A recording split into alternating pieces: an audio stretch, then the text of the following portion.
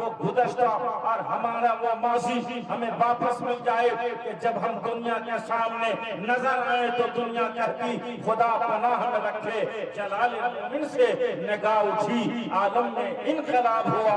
ہم نے دنیا کے سامنے جو اپنا کردار پیش کیا تھا، آج وہ کردار دنیا چاہ رہی ہے کہ پھر وہی پیش کیا جائے، مگر ہاں ہم اپنے رسول کے اس کردار اور عمل کو سمجھیں اور جانیں، اس کے بعد دنیا کے سامنے ہم پیش کریں۔ آج ہمارے رسول پر اعتراض ہے اور آج آپ کے اسلام پر اعتراض ہے کہ اسلام کی جو اشاعت ہوئی اور اسلام کے آغوش میں جو لوگ آئے اور انہوں نے کلمہ پڑھا، وہ بانی اسلام کا جبر تھا، وہ اسلام کا ظلم تھا، وہ اسلام کی سختی تھی۔ سب سے پہلے تو آج ہندوستان کی سرزمین کو آپ دیکھو، اگر اسلام ظلم اور جبر اور زبردستی سے پھیلا ہوتا تو ہندوستان میں کوئی غیر مسلم زندہ نہیں رہتا۔ اسلام کی حکومت اور اسلام کے بادشاہوں کی حکومت 12,000 سال کے قریب رہی ہے، مگر کوئی تاریخ کا پنہ اور اتہاس کا پنہ کوئی دنیا پیش نہیں کر سکتی ہے کہ کسی مسلم بادشاہ نے تلوار کی بنیاد اور زور پر کسی کو کلمہ پڑھایا ہو۔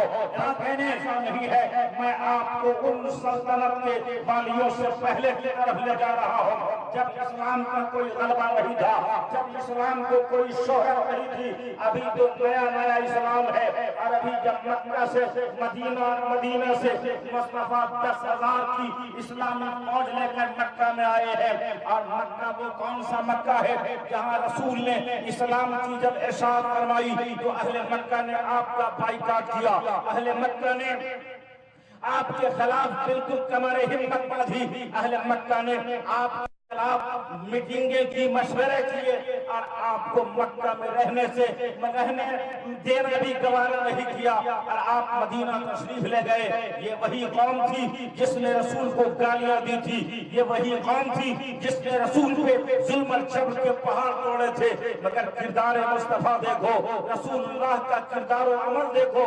میرا رسول جب مکہ میں تشریف لاتا ہے اور اِنَّا فَتَحْنَا لَكَ فتح مدینہ کا تاج اپنے سر پہ رکھے ہوا ہے، اور تاریخ لکھنے والوں اور ایک تاریخ کے پنے پلٹنے والوں، اور میں اسلام کی تاریخ بتاتا ہوں۔ دنیا کا کوئی بادشاہ جب کسی دنیا کے شہر پہ حملہ کرتا ہے تو وہاں کے باشندوں پہ ظلم کرتا ہے، وہ بادشاہ وہاں کی پبلک کے ساتھ خون کی ہولیاں کھیلتا ہے اور اتنے قتل و غارت اور بربادی کرتا ہے کہ خدا کی پناہ آپ نے تاریخ پڑھا ہوگا اور آپ ہمیشہ پڑھتے ہوں گے فاتح حکمرانوں کے کردار و عمل کو، مگر آپ کو پتا ہے جب وہ فاتح مکہ میں تشریف لایا تو ایک بھی مرڈر نہیں ہوا، ایک بھی قتل نہیں ہوا، ایک بھی ظلم نہیں ہوا، بلکہ ایک دیوانے نے کھڑے ہو کے کہا الیوم یوم الملحمہ، آج تو بدلہ لینے کا دن ہے۔ سنا کفار نے اور جا کے پہنچایا رسول گرامی کی بارگاہ میں، اے محمد آپ تو رحمت للعالمین ہے، آپ کی جماعت کا ایک سپاہی بول رہا ہے اور وہ سپاہی کہہ رہا ہے الیوم یوم الملحمہ، آج بدلہ لینے کا دن ہے، آپ کی کیا اوپینین ہے، آپ کا کیا ارشاد ہے؟ آمنہ جلال فرماتا ہے الیوم یوم الملحمہ نہیں، الیوم یوم المرحمہ ہے، آج تو مہربانی کا دن ہے، آج تو انصاف کا نہیں، آج تو رحمت کا دریا بہانے کا دن ہے، آج تو رحمت کا دریا بہانے کے لیے رحمت للعالمین آیا ہے۔ کا مسیحا مکہ کی سرزمین پر فتح و نصرت کے ساتھ تشریف لایا ہے۔ رسول کے سامنے کون ہے؟ وہ ہیں جنہوں نے رسول کو گالیاں دی، رسول کی عزت و حرمت سے کھیلا، رسول کے خلاف ورزیاں کیا، ان کے خلاف میٹنگیں کی، کیا نہیں، وہ ظلم ہے جو انہوں نے ان کے ساتھ کیا۔ راستوں میں کاٹا بچھانے والے وہی لوگ ہیں، اور آپ کے صحابہ کے ساتھ ضد و قوم اور مار پیٹ اور قتل و غارت کا بازار کرنے والی وہ قوم سامنے ہے۔ رسول تشریف لائے، رسول نے فرمایا تم سب کے سب ابھی محصور ہو، میں چاہوں تو تمہاری ابھی اریسٹنگ ہو، میں چاہوں تو تمہاری گرفتاری ہو، میں چاہوں، لیکن میں تم سے پوچھنا چاہتی ہوں کہ میں جو آیا ہوں مکہ میں، تم میرے تعلق سے کیا خیالات ہو، تمہارا کیا اوپینین ہے، تم مجھے کیسا جانتے ہو؟ مکہ والوں نے کہا اے محمد تم تو کریم ہو اور تمہارا باپ بھی کریم تھا، تم تو اخیر کریم ہو، تم تو کرم والے ہو اور کرم والے کی اولاد ہو۔ اے محمد ہم تم سے شر کی امید نہیں رکھتے ہیں، ہم تو تم سے کرم کی امید رکھتے ہیں۔ نعرہ تکبیر، نعرہ رسالت، مسلک اعلیٰ حضرت، رحمت عالم، علماء اہل سنت، شاعر اسلام اختر پروازؔ نعیمی، تم سے رحم کی امید رکھتے ہیں، ہم تو تم سے کرم کی امید رکھتے ہیں۔ اے محمد تم ہمارے ساتھ ظلم نہیں کرو گے۔ سرکار فرماتے ہیں تو او اہل مکہ اب بتاؤ میں تمہارے ساتھ کیا کرنے والا ہوں؟ کہا آپ سے کرم کی امید ہے۔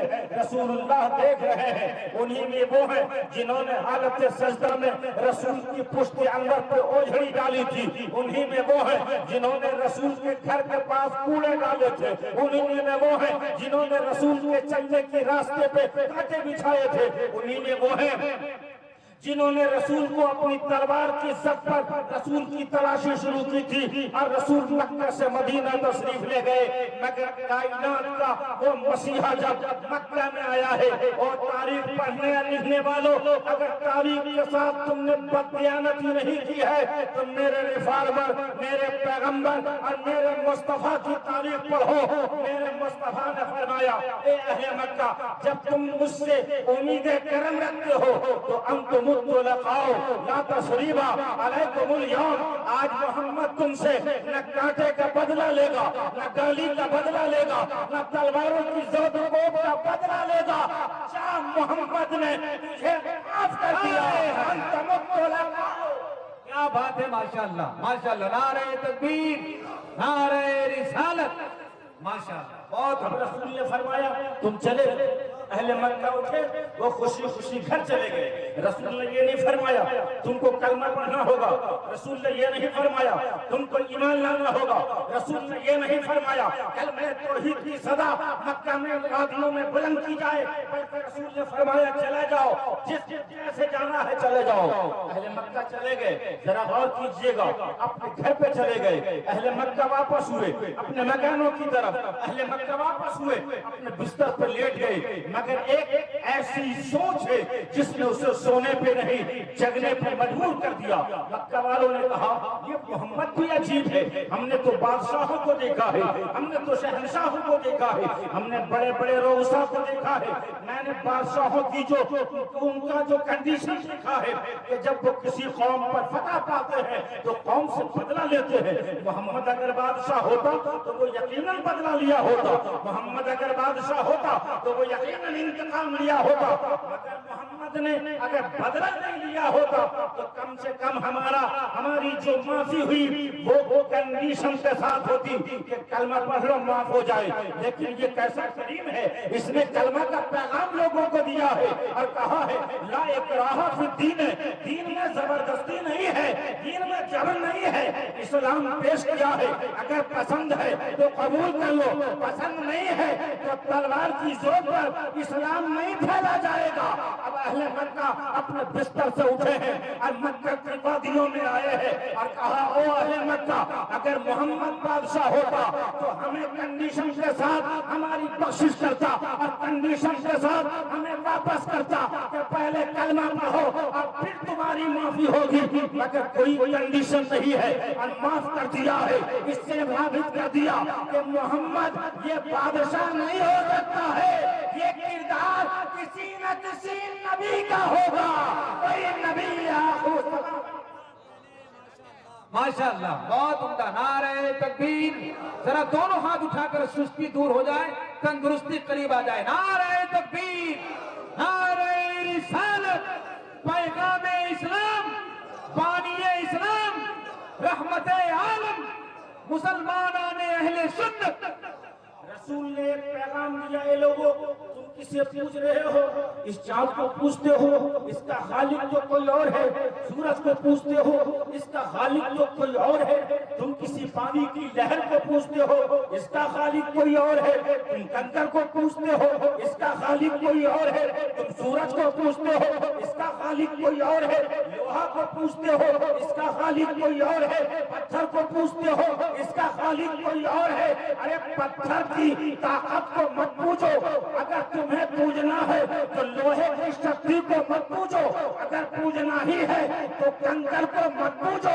अगर पूजना ही है तो मिट्टी की मूर्त को मत पूछो।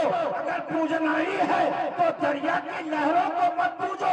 और देखो कि कैसा हसीन चांद है, कैसा हसीन सूरज है, कितनी दरिया में वो रवानी है, मौजों में दुखियानी है, फूल में खुशबू है। तुम उनके हुस्न को देखो और हुस्न के खालिक को पूछो। लेकिन सच तो यह है, नबी ने फरमाया मखलूकात को देखो और खालिक को मान लो। इमाम अहमद रजा बरेली का उठा, कहा या रसूल अल्लाह, ये तुम मालिक नहीं, ये तुम ममलूक है।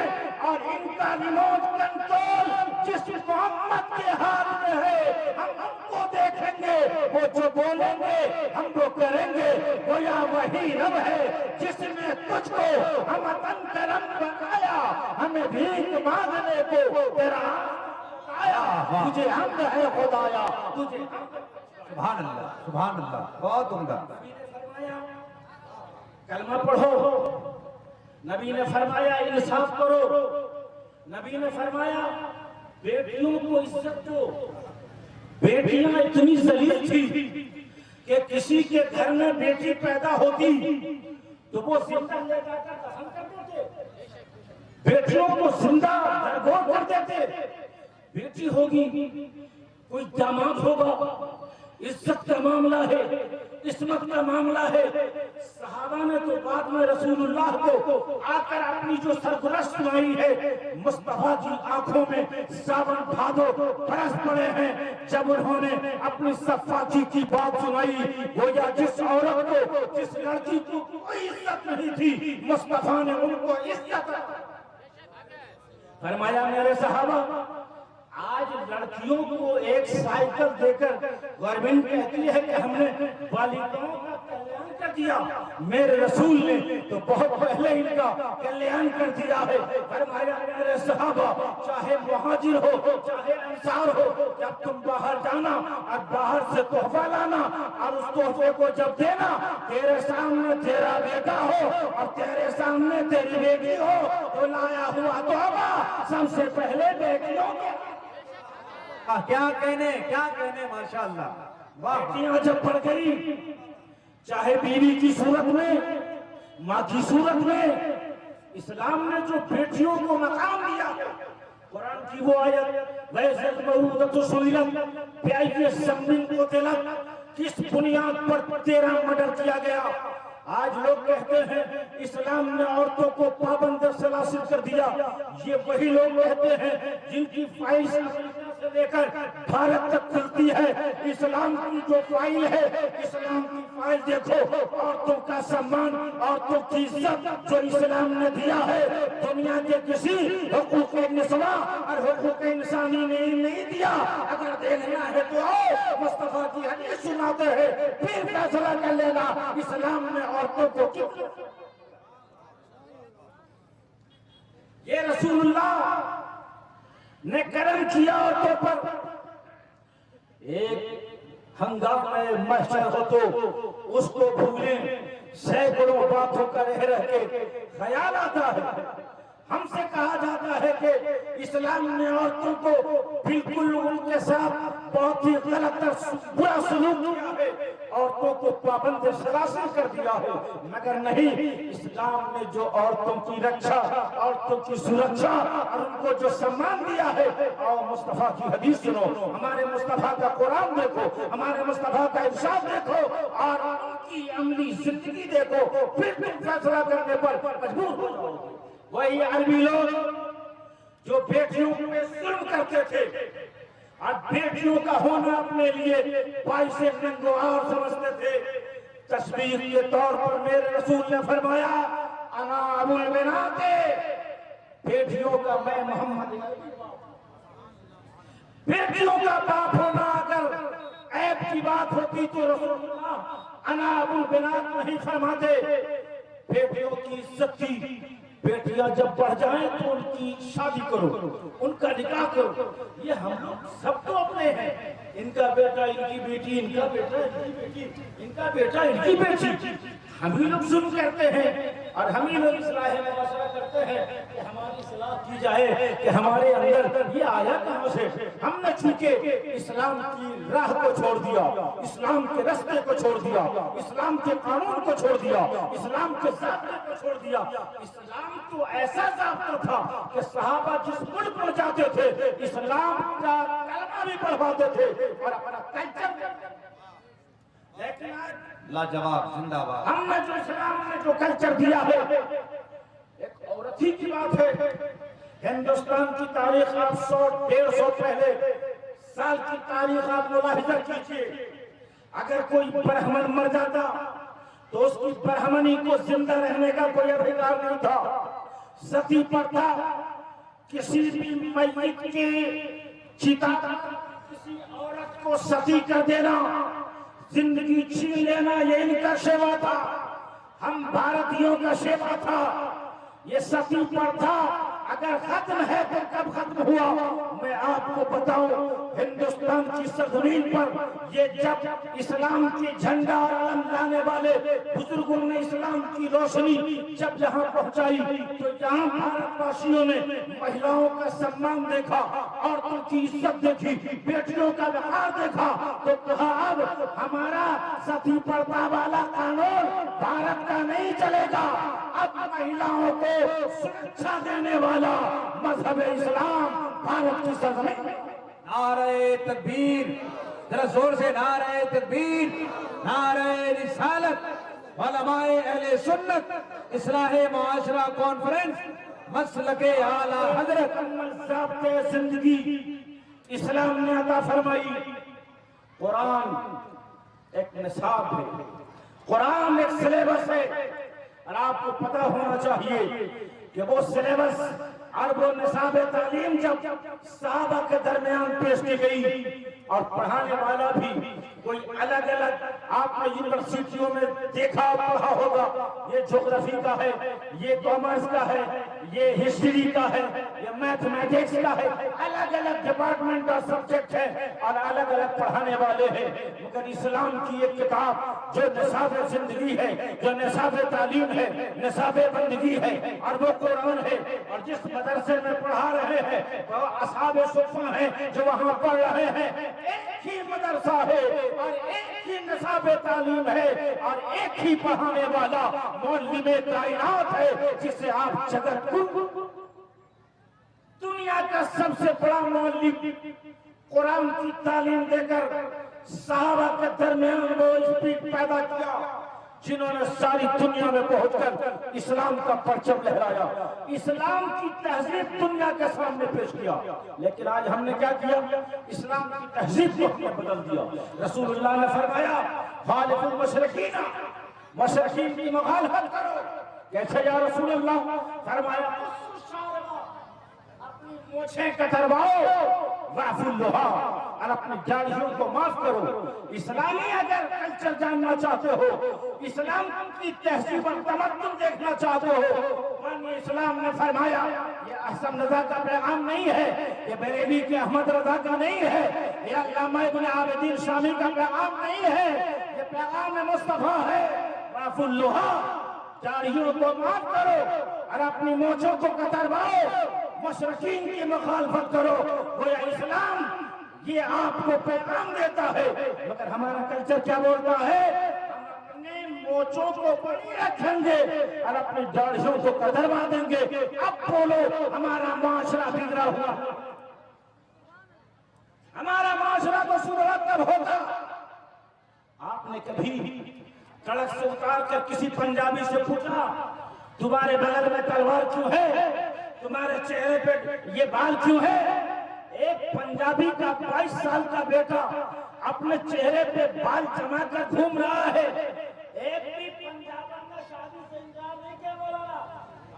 مگر یہ مولوی داڑھی چھلا لیتا ہے.